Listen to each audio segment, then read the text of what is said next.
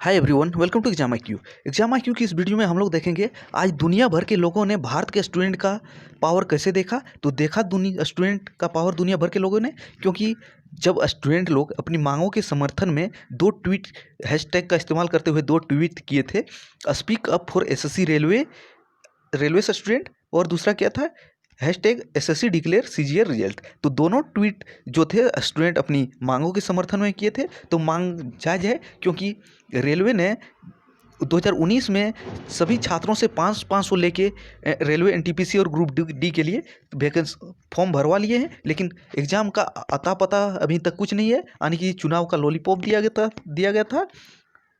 जब उस छात्रों ने इसके संबंध में ट्वीट करना शुरू किया, तो ये ट्वीट दुनिया भर में भारतीय छात्रों का हल्ला बोल शुरू हो गया। यानी कि ये ट्वीट जो था, speak up for SSC railway student, छात्रों के मांगों के समर्थन में, तो दुनिया भर में सबसे पहला ट्रेंडिंग टॉपिक बन गया। यानी कि सबसे ज़्यादा ट्वीट किससे हुए, हमारे मांग से समर्थन में। हमने ट्वीट किए, आपने ट्वीट किया है, यानी कि छात्रों ने ट्वीट किया है। तो ट्रेंडिंग टॉपिक दुनिया भर में बन गया। भारत का ही नंबर 1 ट्रेंडिंग टॉपिक नहीं बना, बल्कि दुनिया भर में जितने भी ट्वीट होते हैं उनमें से सबसे अधिक ट्रेंडिंग में चल रहा है अपना ट्वीट। यानी कि स्टूडेंट का ट्वीट चल रहा है, speak up for SSC railway student. तो आप भी अपना ट्वीट करना जारी रखें, ताकि सरकार पर दबाव जरूर बनेगा। क्योंकि हाल ही में दिनों में SSC UPM के मामले पे जब छात्रों ने ट्वीट किया था, तब उसका UPM के मामले में भी सुधार हुआ है।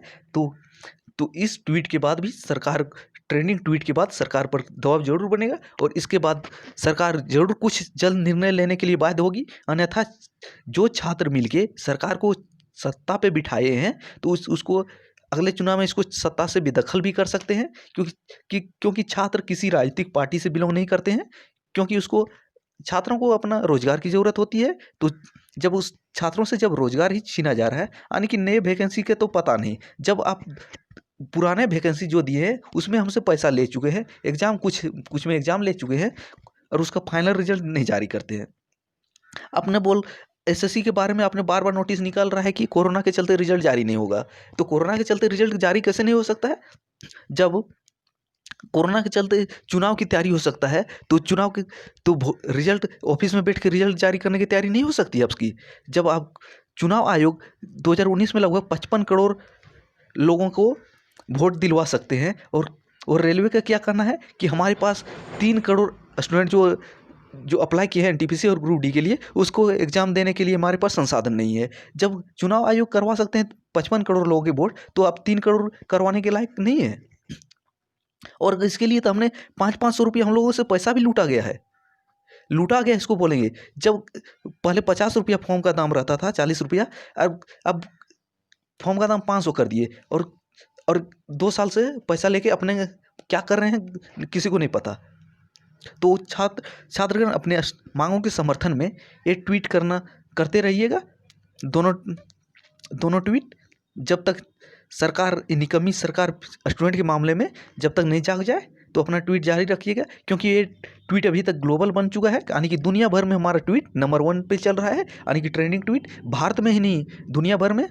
अब सरकार के IT सेल वाले क्या बोलेंगे, ये जितने भी ट्वीट हैं सारे विदेश से किए गए हैं।